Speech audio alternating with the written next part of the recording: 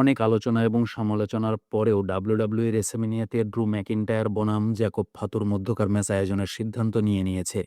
তাদের মতে এই গল্পের সমাপ্তি দরকার, আর ফ্যানদের মতে ড্রু ম্যাকিন্টায়ারের স্ট্রং বুকিং দরকার।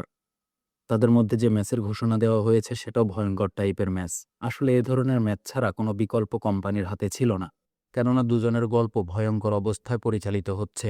আনস্যাংশন টাইপের ম্যাচগুলো ভিন্ন রকম হয়।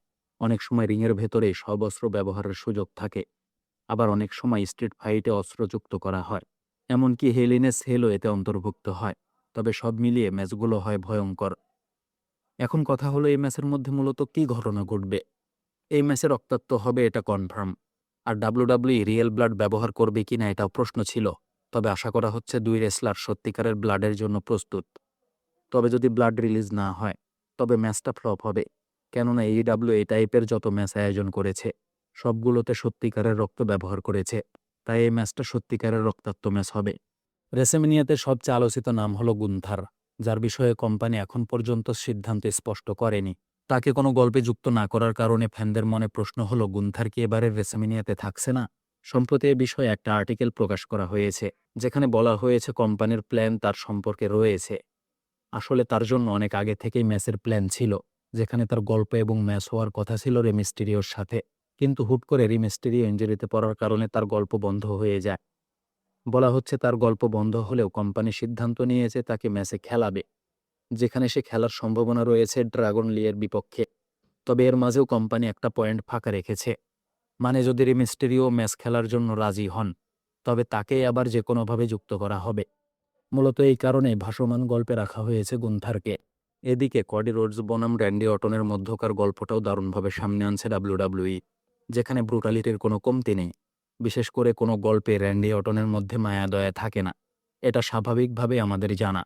সেটা হিল বা ফেস, যে ক্যারেক্টারে তাকে সামনে আনা হোক, এ তারকা কারো মার খেয়ে বসে থাকেন না।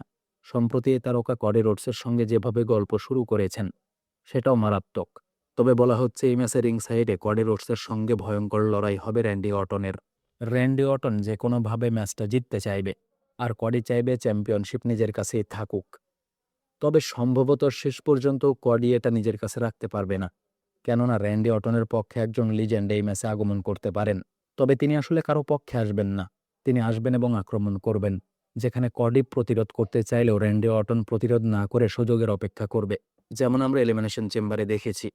মানে কডি রোডসের সঙ্গে লড়াইয়ের ফাঁকে তাকে সুযোগ বুঝে আক্রমণ করবে র্যান্ডি অটন, আর ম্যাচটা জিতে যাওয়ার সম্ভাবনা রয়েছে, আর তিনি হবেন নতুন চ্যাম্পিয়ন। এখন প্রশ্ন হলো, কে হতে পারেন সেই লিজেন্ড?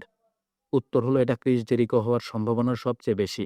বলা হচ্ছে AEW এর সঙ্গে চুক্তি শেষ হয়েছে, আর ডাব্লিউডাব্লিউই এর সঙ্গে তার গোপনে চুক্তি রয়েছে। তবে তাকে নিয়ে আসার জন্য সেরা সময়ের অপেক্ষা করেছে ডাব্লিউডাব্লিউই। এখন প্রশ্ন হতে পারে, কেন এই ম্যাচেই তাকে নিয়ে আসা হবে? উত্তর হলো, এই দুইজন, মানে কডি রোডস এবং ক্রিস জেরিকোর AEW এর টপ কার্ডে গল্প রয়েছে, যেখানে তার অসাধারণ ম্যাচও উপহার দিয়েছে। এই ম্যাচগুলো AEW এর মার্কেটিং পয়েন্ট ছিল। কোম্পানি চাচ্ছে শুরুতেই তাদের দুইজনকে রিংয়ে দেখা করাতে, আর গল্প এখান থেকে শুরু করতে।